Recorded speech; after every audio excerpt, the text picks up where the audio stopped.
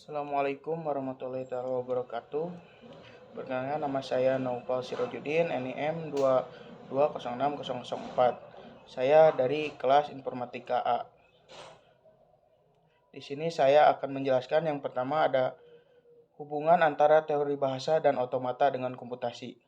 Teori bahasa dan otomata adalah dua bidang penting dalam ilmu komputer yang sangat terkait dengan komputasi. Berikut adalah hubungan antara keduanya.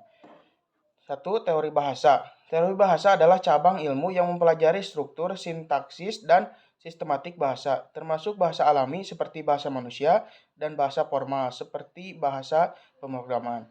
Teori bahasa membantu dalam memahami cara berkomunikasi dilakukan dan bagaimana pesan dapat dihasilkan dan dipahami dan dianalisis. Yang kedua, otomata. Otomata adalah model matematis yang digunakan untuk mengembangkan komputasi yang dilakukan oleh mesin abstrak. Otomata dapat berupa otomata berhingga atau finite automata atau otomata tumpukan, pushdown automata, atau mesin Turing. Masing-masing jenis otomata memiliki tingkat ekspresivitas yang berbeda dalam menggambarkan bahasa formal. Hubungan antara teori bahasa dan otomata terletak pada fakta bahwa otomata digunakan untuk mengenali, menghasilkan, atau memproses bahasa formal. Contohnya, otomata berhingga dapat digunakan untuk mengenali bahasa yang dapat diakui oleh mesin dengan sumber daya terbatas, seperti pengenalan bahasa dalam pengurangan sintaksis. Otomata tumpukan berguna dalam analisis sintaksis dalam kompilasi bahasa pemrograman. Selain itu, bahasa formal seperti biasa konteks bebas digunakan dalam berdeskripsi sintaksis dalam definisi bahasa pemrograman. Otomata juga dapat digunakan untuk menguji kesalahan sintaksis dalam kode sumber program. Jadi kesimpulannya, teori bahasa dan otomata adalah konsep kunci dalam komputasi karena membantu dalam pemahaman, pemodelan, dan analisis bahasa formal yang menjadi dasar dalam pengembangan bahasa pemrograman, kompilasi, analisis teks, dan banyak aspek lain dari komputasi. Sejarah perkembangan pemrograman sampai saat ini. Yang pertama ada era sebelum 1940, di mana bahasa pemrograman pertama muncul sebelum komputer modern. Bahasa pemrograman awal berupa yang berupa cuman bahasa mesin dengan kode biner 0 dan 1. Yang kedua periode 1940 hingga 1949, di mana komputer dengan sumber listrik muncul. Bahasa assembly, bahasa simbol dari bahasa mesin yang ditemukan. Plankul bahasa pemrograman, Konrad Zuse juga muncul. Terus yang ketiga periode 1950 hingga periode 1959, di mana bahasa pemrograman modern muncul dengan istilah yang lebih mirip bahasa manusia. Terus Fortran, LSP, dan COBOL merupakan bahasa pemrograman yang berkembang pesat. Terus ada periode 1960 hingga 1979, di mana pengaruh besar pada perkembangan bahasa pemrograman.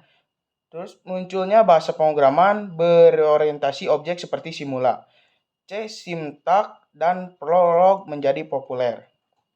Terus yang selanjutnya ada periode 1980 hingga 1989. Munculnya bahasa pemrograman dengan fokus pada pengembangan sistem dalam skala besar menggunakan modul. Bahasa seperti ada C++ dan Eiffel berkembang. Selanjutnya periode 1990 hingga 1999. Perkembangan bahasa pemrograman berbasis visual. Munculnya Python, Java, Ruby, dan lain-lainnya. Era produktivitas tinggi dalam pemrograman. Selanjutnya ada periode 2000, tahun 2000. Munculnya konsep berbasis cloud dan internet. VisualNet dari Microsoft dan Java dari Sun Microsystem, perkembangan CMS, dan PHP script untuk pembuatan website. Ini karakteristik dari setiap penerjemah bahasa formal atau translator. Penerjemah bahasa formal atau translator dalam konteks pemrograman adalah perangkat lunak yang digunakan untuk menerjemahkan kode dari suatu bahasa pemrograman ke bahasa pemrograman lainnya. Setiap penerjemah memiliki karakteristiknya sendiri. Berikut beberapa karakteristik umum yang dimiliki oleh penerjemah bahasa formal.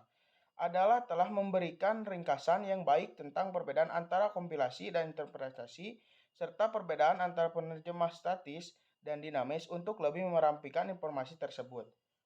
Yang pertama ada kompilasi dan interpretasi. Kompilasi ada atau kode sumber diubah menjadi kode mesin atau bahasa perantara sebelum dijalankan contoh.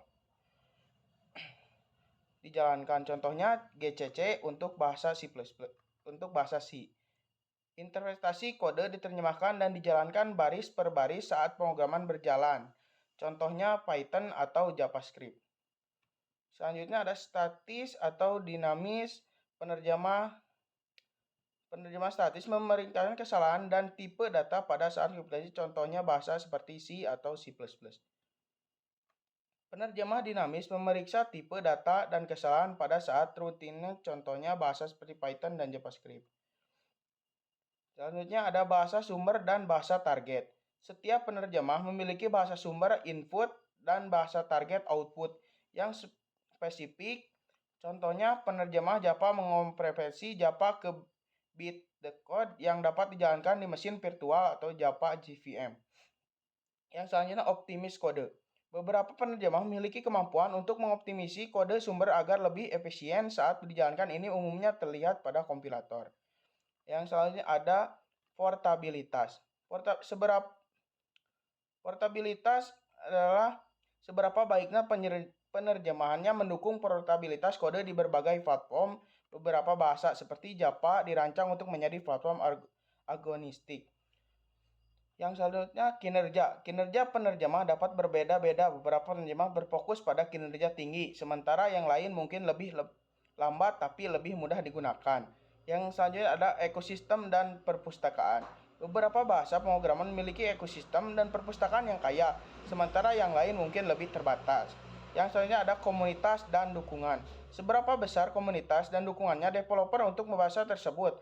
Komunitas yang kuat dapat memberikan sumber daya tambahan dan pecahan masalah. Yang selanjutnya ada keamanan. Beberapa bahasa atau penerjemah mungkin memiliki fitur-fitur keamanan tertentu yang memungkinkan pengembangan untuk menghindari masalah keamanan. Pemulihan bahasa pemrograman dan penerjemah yang terdapat tergantung pada kebutuhan dan tujuan pengembangan perangkat lunak Anda. Semua faktor ini harus diperhitungkan dalam proses pengambilan keputusan. Sekian dan terima kasih.